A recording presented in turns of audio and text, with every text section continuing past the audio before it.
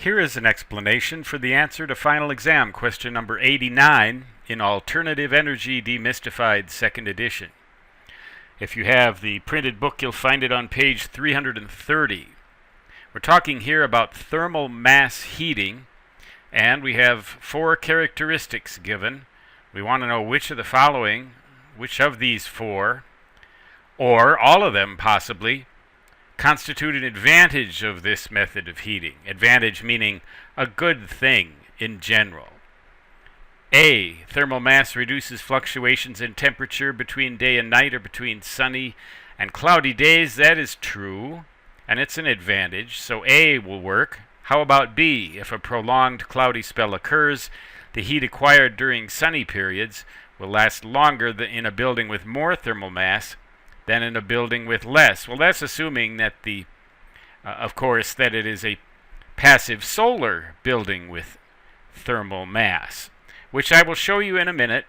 A side hill construction thermal mass home with passive solar. The heat that it acquires during a sunny period will last longer, the more thermal mass that there is. The caveat, though, is that thermal mass takes longer to get the heat in the first place, so it's kind of like a large container. A large container will hold a lot more stuff than a small container will. It takes longer to empty it, but it also takes longer to fill it up. So it's just thermal mass may not be the best word to use here. Thermal inertia to me sounds better because it takes longer to heat up and cool down. But B will work, and that is an advantage. C. The inclusion of thermal mass in new construction can result in a building more likely to withstand severe weather, especially high winds, accompanied by flying debris. Well, most definitely that's true. In fact, hurricane-proof houses in Florida, in particular in the Miami area, which were built after the great hurricane of 1926, included a lot of thermal mass just by their very nature. They were reinforced concrete structures.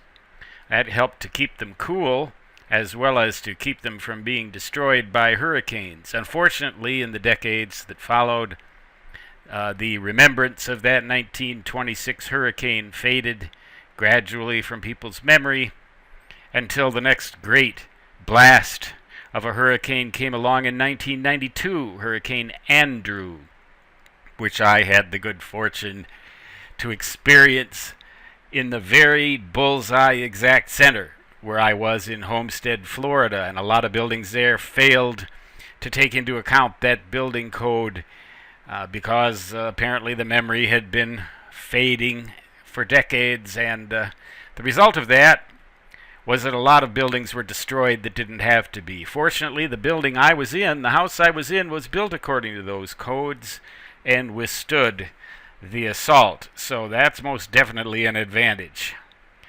D. A building constructed with substantial concrete, stone, or brick offers better resistance to fire than a conventional frame building does. That is also true. Frame buildings made mostly of wood and other flammable materials, and that'll catch fire a lot more easily than a concrete, stone, or brick building will. So by now you have gathered that the correct answer to this question is E. So, now I will show you, as promised, a drawing of a side hill construction home. Here's the earth. It's built right into the side of a hill. The thermal mass goes along here, the ceiling, the wall, the floor. We have windows in the attic, dark surfaces which heat up from the sun, heats up this thermal mass. Little storage area there for you. Good insulation in the roof. Front door and windows here, some additional sun can get in there because this is towards the equator. Towards the right then would be south in the northern hemisphere and north in the southern hemisphere to take advantage of the low angle sun in the winter. So the sun shines in these windows in the front during the daytime, particularly if you live in a climate that has a lot of sun. That helps in a passive solar system. insulation, thermal mass, more insulation. So this thermal mass is heated both by the sun shining in the front door and the windows and the sun shining in the roof windows. Well, this thermal mass, of course, is maybe a big, thick layer of concrete built into the side of a hill like this.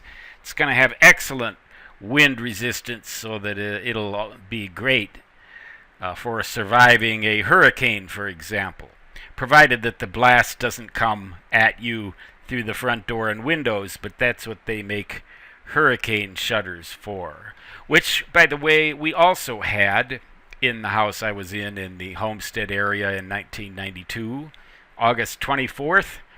And those windows that didn't have shutters prepared for hurricanes, we literally screwed in plywood boards over those windows. And we're awful lucky we did, because the worst winds came right at those boards, which were screwed in to the side of the house. And that saved us a lot of grief. So once again, the correct answer to this question is E. All of the choices given here constitute advantages of thermal mass heating.